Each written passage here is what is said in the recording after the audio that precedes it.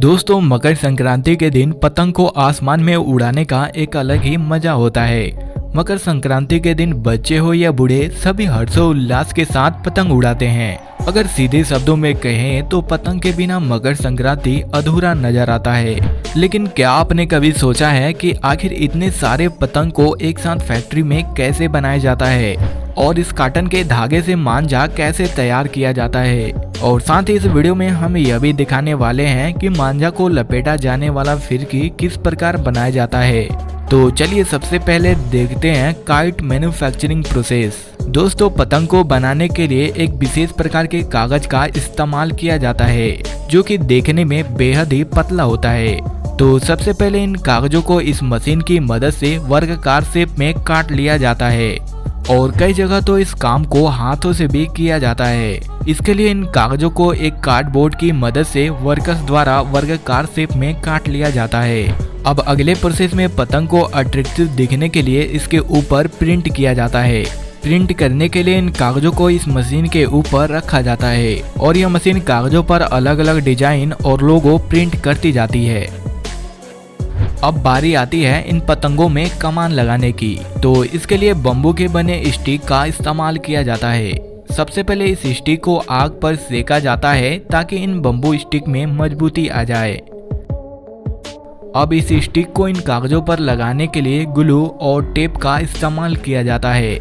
जब सारे पतंगों में स्टिक लगा लिया जाता है तो अंत में इन पतंगों के निचले भाग में पूंछ लगाया जाता है। तो फाइनली अब पतंग बनकर तैयार हो चुकी है। लेकिन ऐसे तो पतंग उड़ेगी नहीं, इसके लिए मांझे की जरूरत पड़ेगी। तो चलिए अब जान लेते हैं कि मांझे को किस प्रकार बनाया जाता है।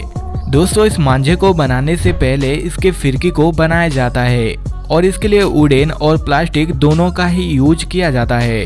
तो सबसे पहले इस मशीन की मदद से इस वुडन को गोलाकार किया जाता है और साथ ही इसे फिनिश शेप देने के लिए सैंड पेपर का भी यूज किया जाता है। जब सारे वुडन गोलाकार शेप में बदल जाते हैं तो इन सारे फिरकियों को एक रोटेटर मशीन में डाला जाता है जिससे इन फिरकियों से सारा धूल बाहर निकल जाता है। अब अगले प्रोसेस में इन फिरकियों के ऊपर कंपनी का लेबल प्रिंट किया जाता है और फिर इन फिरकियों को एक बेलनाकार कार्डबोर्ड के साथ फिट कर दिया जाता है और प्लास्टिक के फिरकियों को कील के मदद से फिट किया जाता है। लेकिन पतंग को उड़ाने में मांझे की जरूरत तो पड़ेगी। तो चलिए जान लेते हैं कि कॉटन के धागे को मांझा कैसे बनाया जाता है। दोस्तों, इस मांझे को बनाने के लिए चावल का आटा, ग्लू, कलर और ग्लास पाउडर का इस्तेमाल किया जाता है और फिर इन सभी को मिक्स करके पेस्ट बना लिया जाता है, जिसके बाद इस पेस्ट को इन धागों के ऊपर चढ़ाया जाता है। दोस्तों, इस काम को वर्कर्स हाथों से करते हैं, जिसके लिए वर्कर्स सेफ्टी बैंड का भी यूज करते हैं। और जब ये पेस्ट सूख जाता है तो धागा मांझा का रूप ले लेता है, जिसके बाद इस मांझा को फिरकी के ऊपर लपेट लिया जाता है।